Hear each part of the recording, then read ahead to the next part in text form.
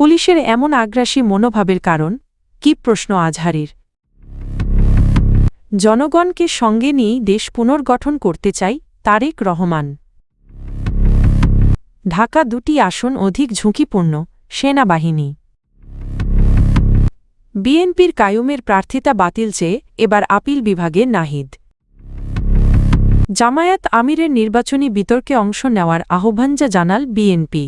জাতিসংঘের তত্ত্বাবধানে শরীফ ওসমান বিন হাদি হত্যার তদন্ত ও বিচার দাবিতে প্রধান উপদেষ্টার বাসভবন যমুনা অভিমুখে মিছিল করলে ইনকিলাব মঞ্চের নেতাকর্মীদের ছত্রভঙ্গ করতে পুলিশ জলকামান ও টিয়ার গ্যাস ব্যবহার করে। এ ঘটনার পর পুলিশের ভূমিকা নিয়ে প্রকাশ্যে প্রশ্ন তুলেছেন জনপ্রিয় ইসলামী বক্তা মিজানুর রহমান আজহারী। শনিবার 7 ফেব্রুয়ারি নিজের ভেরিফাইড ফেসবুক পোস্টে আজহারী লেখেন, ভিডিওতে দেখা যাচ্ছে ব্যাপক উৎসাহ নিয়ে ছাত্রছাত্রীদের বেধড়ক পেটাচ্ছে পুলিশ। চাইলেই অ্যাটাকের ভান করে ছত্রভঙ্গ করে দেওয়া যেত।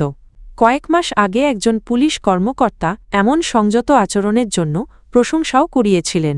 তাহলে হঠাৎ পুলিশের এমন আগ্রাসী মনোভাবের কারণ কি?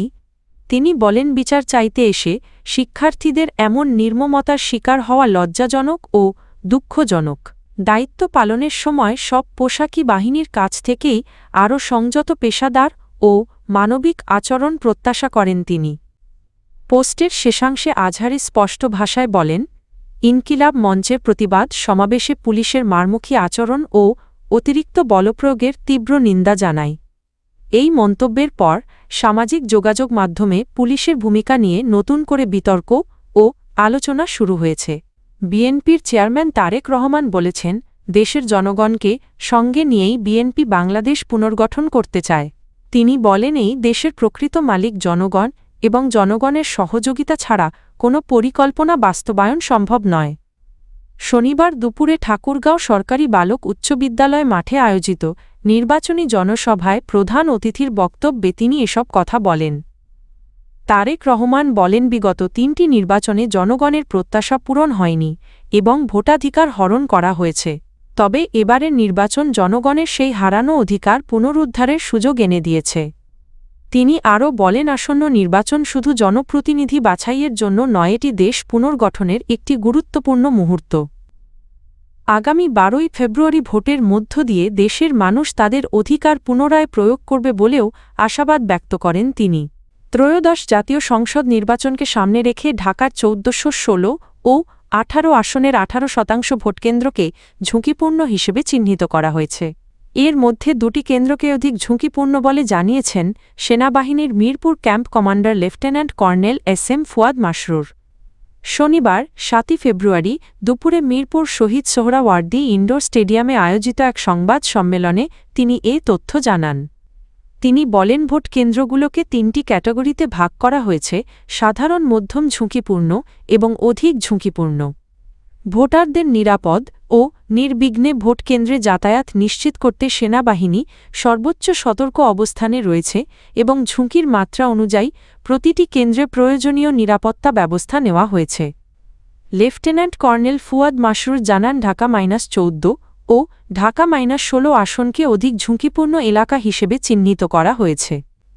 এসব এলাকায় সেনাবাহিনী স্ট্রাইকিং ফোর্স হিসেবে দায়িত্ব পালন করবে। তিনি আরও সতর্ক করে বলেন, কেউ যদি মিথ্যা তথ্য বা গুজব ছড়িয়ে নির্বাচনী পরিবেশ অস্থিতিশীল করার চেষ্টা করে তাহলে তার বিরুদ্ধে কঠোর আইনগত ব্যবস্থা নেওয়া হবে। ঢাকা-11 আসনে দ্বৈত নাগরিকত্ব ও তথ্য গোপনের অভিযোগে বিএনপি মনোনীত প্রার্থী MA কাইয়ুমের প্রার্থিতা বাতিল চেয়ে করা রিট খারিজের আদেশের বিরুদ্ধে আপিল বিভাগে আবেদন করেছেন 11 দলীয় জোটের প্রার্থী ও জাতীয় নাগরিক পার্টির NCP আহ্বায়ক নাহিদ ইসলাম। শনিবার 8 ফেব্রুয়ারি নাহিদ ইসলামের আইনজীবী অ্যাডভোকেট জহিরুল ইসলাম মুসা গণমাধ্যমকে বিষয়টি নিশ্চিত করেন। তিনি জানান, রোববার 9 ফেব্রুয়ারি চেম্বার বিচারপতির আদালতে এ আবেদনের ওপর শুনানি হতে পারে। পটভূমি, এর আগে গত 3রা ফেব্রুয়ারি দ্বৈত নাগরিকত্ব ও তথ্য গোপনের অভিযোগে ঢাকা-11 আসনে বিএনপি মনোনীত প্রার্থী MA কাইয়ুম এর প্রার্থিতার বৈধতা চ্যালেঞ্জ করে করা রিট সরাসরি খারিজ করে দেন হাইকোর্ট। বিচারপতি ফাহমিদা কাদের ও বিচারপতি মো. আসিফ হাসানের সমন্বয়ে গঠিত হাইকোর্ট বেঞ্চে আদেশ দেন। আদালতে শুনানি। রিটের পক্ষে শুনানি আইনজীবী মোহাম্মদ হোসেন লিপু ও অ্যাডভোকেট জহিরুল ইসলাম মুসা। কাইয়ুমের পক্ষে শুনানি অ্যাডভোকেট আহসানুল করিম, ব্যারিস্টার রুহুল কুদ্দুস, কাজল অ্যাডভোকেট মাহবুবুর রহমান খান ও ব্যারিস্টার কাজী আক্তার হোসেন। আসন্ন ত্রয়োদশ জাতীয় সংসদ নির্বাচনকে সামনে রেখে বাংলাদেশ জামায়াতে ইসলামীর আমিরের দেওয়া নির্বাচনী বিতর্কের প্রস্তাবকে একটি চটকদার বিষয় হিসেবে আখ্যা দিয়েছে বাংলাদেশ জাতীয়তাবাদী দল বিএনপি। শনিবার ৭ ফেব্রুয়ারি গুলশানে বিএনপির নির্বাচন পরিচালনা কমিটির কার্যালয়ে আয়োজিত এক সংবাদ সম্মেলনে দলের মুখপাত্র ও চেয়ারপারসনের উপদেষ্টা মাহদী আমিন এই প্রতিক্রিয়া জানান।